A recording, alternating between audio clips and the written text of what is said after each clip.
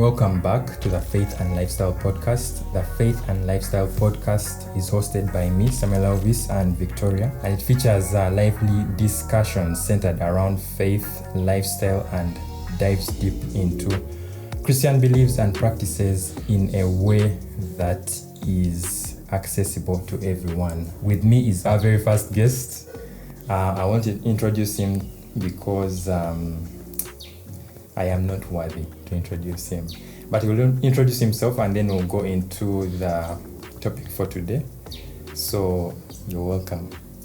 Yes, thank you so much for the opportunity. I am so humbled to be here. Yeah, it's such a privilege. I used to see you on TV and I started, man, I'm like, manange. When I grow up, we have made it. Now I feel like I've made it. I feel like I've grown up. So it's so wonderful to be here. Such a wonderful opportunity. I am Quinton Yakutaga. Greetings from my wife. Oh, that's a joke. Yeah. But you're singing in the future. Yeah, in the future. Yeah, just like I'm practicing how it will be. Like, the single girls we are there saying, "Banang, this hot guy." But now, no, the hot girl might be the wife. Yeah, so we're saying we're singing in the future.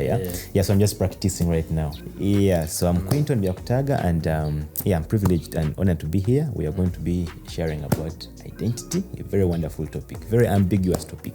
Awesome. Yeah, we might even exhaust here, but we're going to just tackle a little bit of, identity. Yeah. Most definitely. So let me just get my notes, guys, so we can get started. Yeah. So, Mr. Quinton. Yeah. What about identity? What is identity? Well, identity is, to put it simply, it's who you are. All right. Yeah, it's just as simple as that. It's just who you are as a person. What constitutes you as a person, like your beliefs, qualities as a person, your personality, your behaviors, they all shape the person that you are, and they give you your identity, and so your experiences, where you have been, where you're coming from, your family background, culture, social status, those all define who you are. They give like basis to your identity. Yes, basically, like just in simple terms, how you see yourself, how others see you.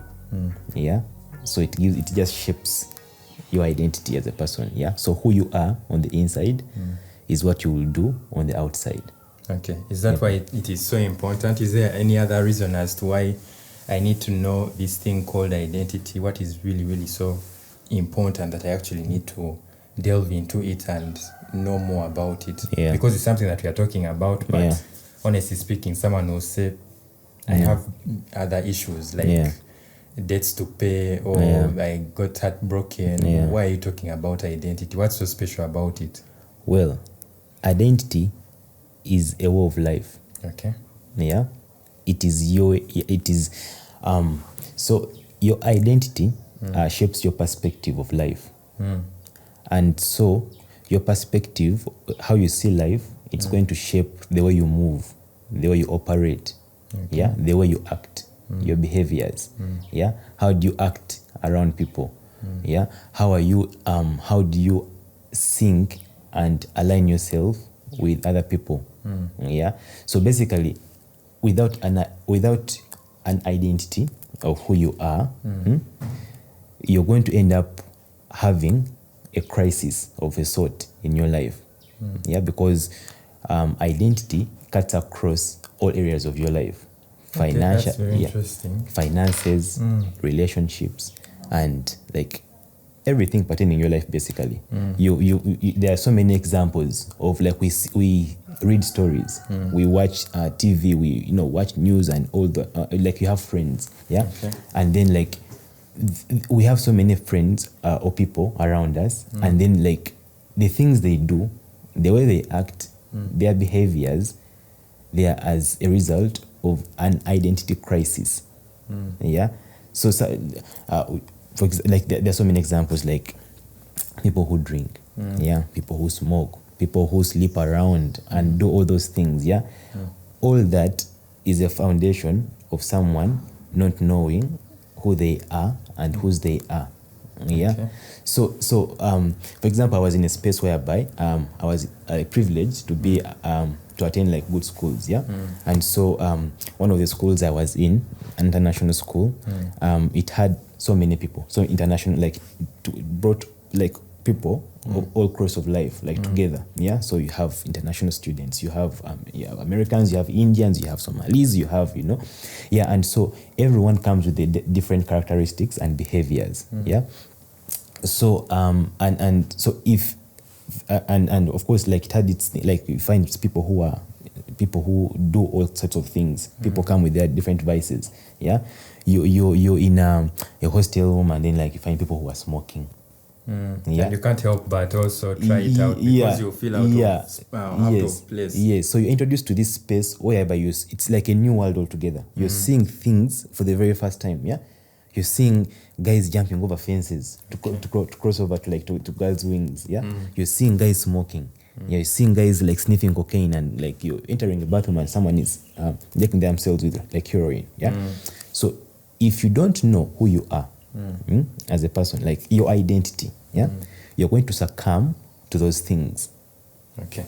So for me, I have a question. So you've told me all these things, but now I am out there. Maybe I'm interested. I've just landed on this podcast or the video version of it on wherever I found it. And I'm asking, okay, you've told me about this thing of identity. It is who I am. So how do I actually figure out who I am? What is the starting point? If I happen to be that person who has lost their way, trying to figure out or find themselves, or if I am that person who has not yet crossed over to the other side of being messing up, and I want to find my way, like what would ideally be the starting point? And also, okay, I think I'll ask the other one when you tell me what the starting point would be. What would it be? So the starting point is the root. The foundation. What about the root? The foundation. Because you see, like this whole thing goes back to parenting. Okay. Can you elaborate more on that? Because the identity issues that we are currently seeing and witnessing, the biggest percentage of it is as a result of bad parenting. Okay. So you're caught up in two worlds. Kids these days are being, like, the world is parenting kids a certain type of way. And yes. So anyway, I don't know. Maybe you can try and explain to me the way I am picturing it. So there are two types of parents. There is the actual biological parents, or the foster parents, and then there is the world. There's the world. Okay. And currently, the world is winning.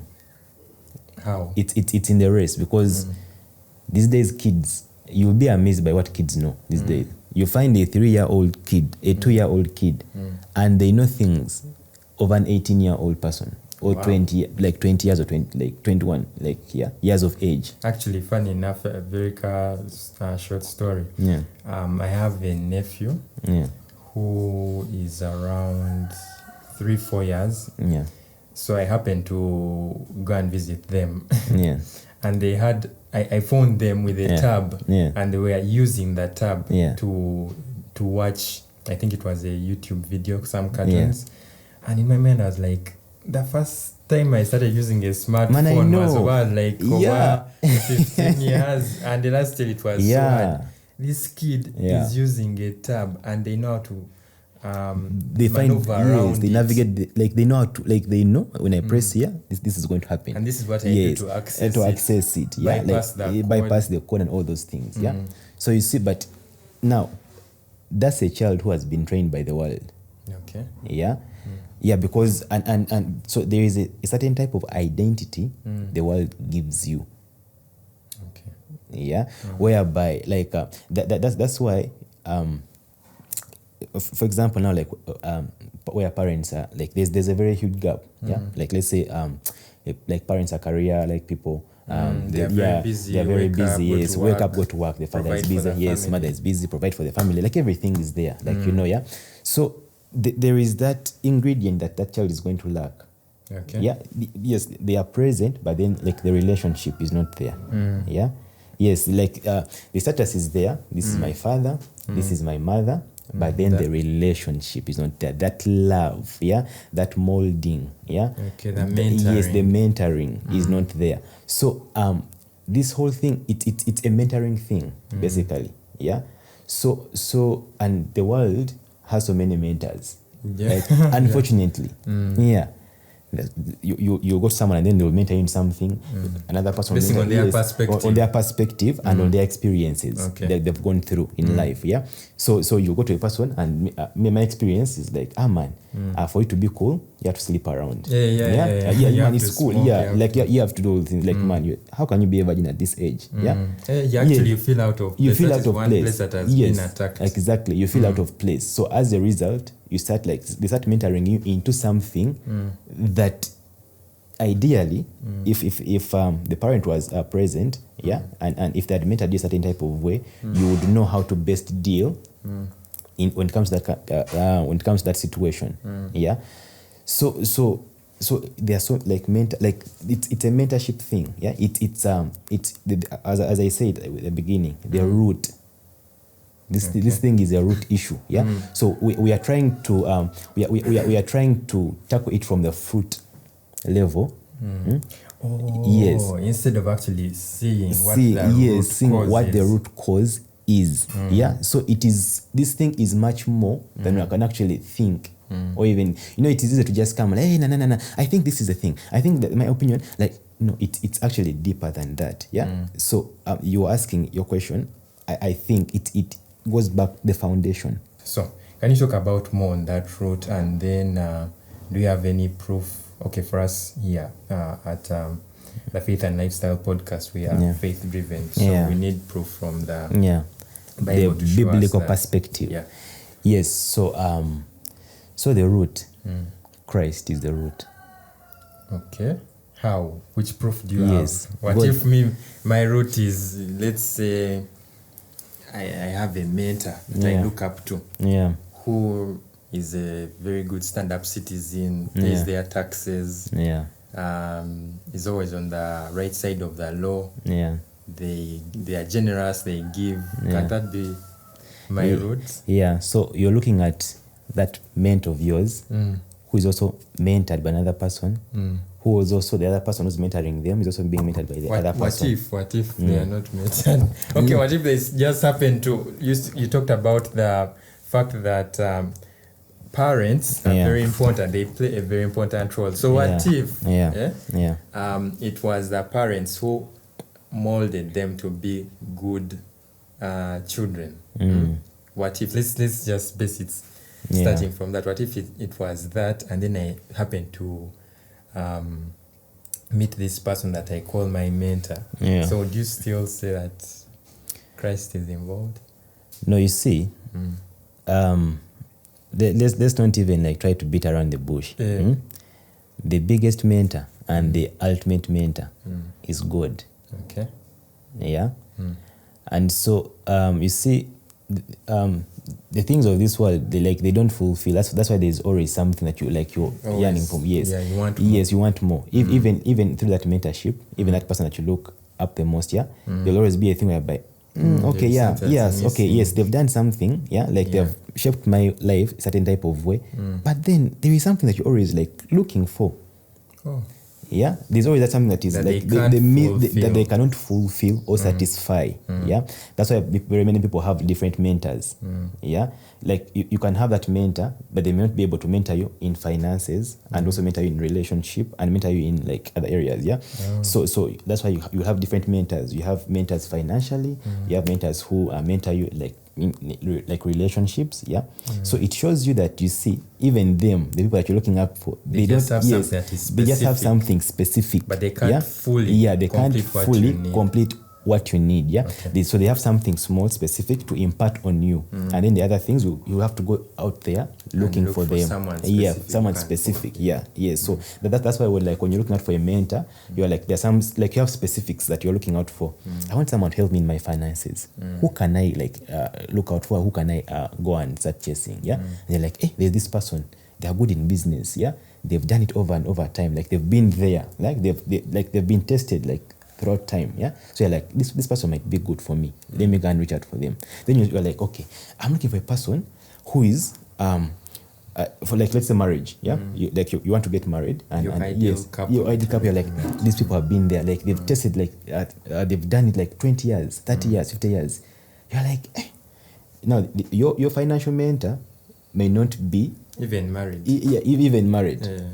You see, so he can't mentor you in marriage. Okay. He can only mentor you financially. Yeah. So for you to be mentored like very well and groom very well in marriage, you have to go and look for a person who has been there, tested, like a married like couple. Okay. Yeah. So it shows you that like your mentor like is not the ultimate, like he doesn't have it all figured out. Yeah. Yeah. Like he doesn't complete you. I go back again. I'm like, only Christ completes you. Okay. Only God completes you. Yeah. Yes. So you asked for proof. Yeah. So the first identity started at the beginning of time. Okay. Creation. So that is in Genesis. Chapter 3. Okay. So Genesis 3:1. I'm using the Nkjv version. Yeah. Now the serpent was more cunning than any beast of the field, which the Lord God had made. And he said to the woman, has God indeed said, you shall not eat of every tree of the garden? Yeah. Yeah. You see, the devil is more cunning. Yeah. Like these guys had it all, Adam and Eve. They lacked nothing. Like everything was theirs. Like God had given them dominion over each and everything. Okay, so maybe just for someone who is new to the word and all that stuff, it's good for you to go back to Genesis 1. Yeah. You'll understand what Quinton is talking about concerning them having everything. You can continue. Yes, so these guys had everything, but then how is it possible that the people who had everything could be conned into doing, because like God had told them, don't eat of this fruit, this you cannot eat on all any other fruit, but this one don't do it. So these guys, like they had it, like everything was okay, like they had the whole world for themselves. How is it possible that these guys actually they disobeyed God? Maybe they never knew. They never knew that. Okay, you see, again, I beg to argue this. Maybe they said, okay, we are created. Life is a bit boring. We have named the animals and all that stuff. There must be more. Maybe they reach that level of overthinking. So you see, what the devil does, because the Bible says that the devil comes to kill, steal, and destroy. So the devil knew actually, like what these guys were, like to God, and him giving them dominion and all those things. So let me show you something. You see, when you go back like chapter 3, like from 1, first of all he used the serpent. The serpent was crafty, was more cunning than any beast. Like any beast. Yes. So the devil uses the serpent as a trick to trick Adam and Eve. Into believing that God had selfish motives. Okay. Yes. Okay, so this guy has created us. Yes. But he has a selfish motive. That's why he has created us. He has created us, So why isn't he allowing us to eat from the tree of knowledge of good and evil? Okay. Yeah. So it's like like modern day like con artists. Like for them, what they do, so because certain like he was motivated by jealousy, discontent, like because he knew like lies, pretense, and deception, like that's what con artists like do. Actually, let's not take it far to the con artists. We can see in a family setting, there is always that child who is highly favored. So you're saying, why not me? Why not Why have me? they given the other person there? Okay. Exactly, So you see, so Satan used like trickery and deception. He used that to attack their personal identity and relationship with God. Relationship with God by causing them to doubt God's love for them. To question his word and will for their lives and their rights and privileges. As children of God, to have dominion and power over all the earth with unlimited access to God.